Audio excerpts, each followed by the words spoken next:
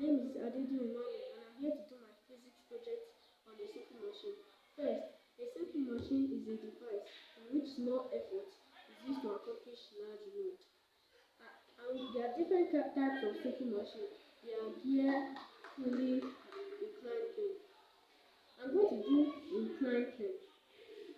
An inclined plane is a device which a ramp is inclined to the surface. You can see this car. If you go right now, it will be blocked. Now we are going to need a ramp for inclined plane. First, I'll arrange it.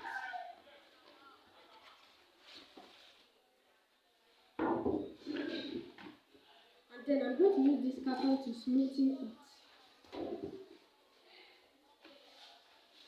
Now I'll demonstrate it.